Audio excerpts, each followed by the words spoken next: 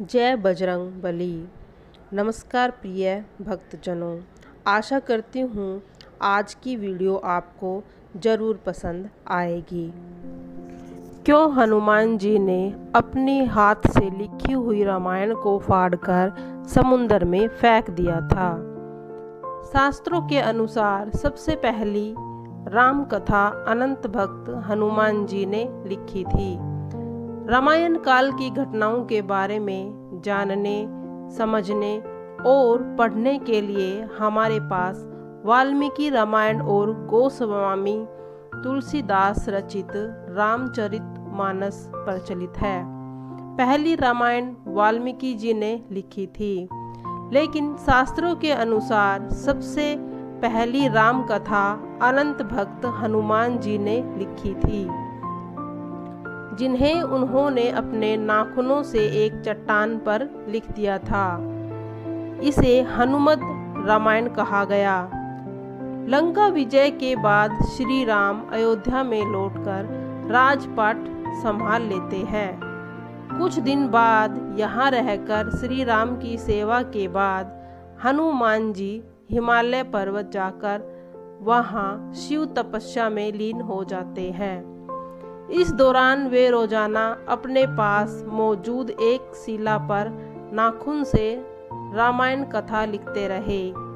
कई वर्षों के बाद तपस्या और रामायण कथा दोनों पूरी हो गई, जो कालांतरण में हनुमत रामायण कही गई।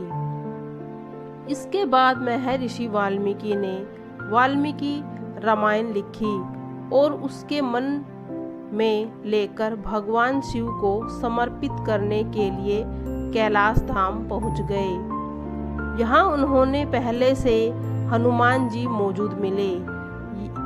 यहाँ शिला पर नाखूनों से उकेरी हनुमत रामायण देखकर वे निराश हो गए।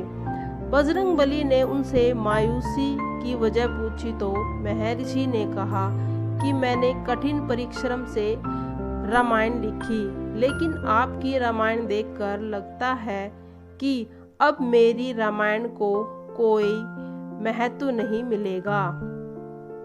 आपने वह सब कुछ लिख दिया है जिसके आगे मेरी रामायण कहीं टिक नहीं रही। यह सुनकर हनुमान जी ने कहा कि महर्षि वाल्मीकि चिंता ना करो। इतना कहकर बजरंग बली ने हनुमत रामायण लिखी शिला एक कंधे पर तो दूसरे कंधे पर महर्षि वाल्मीकि को बैठा लिया। हजारों मील दूर ले समुद्र में उन्होंने अपनी लिखी हनुमत रामायण राम को समर्पित करते हुए फेंक दी। महर्षि वाल्मीकि ने कहा कि राम भक्त आप धन्य हैं। आपकी महिमा के गुणगान के लिए मुझे एक और जन्म लेना होगा। मैं वचन देता हूँ कि कली युग में एक और रामायण लिखने के लिए जन्म लूंगा। वह रामायण आम लोगों की भाषा में होगी। माना जाता है कि कली युग में रामचरितमानस लिखने वाले गोस्वामी तुलसीदास जी महर्षि वाल्मीकि का ही दूसरा जन्म थे। रामचरितमानस लिखने से पहले उन्होंने हनुमान चालीसा लिखी, फिर हनुमान जी का गुणगान करते हुए उनकी प्रेरणा से अपनी रामचरितमानस पूरी की।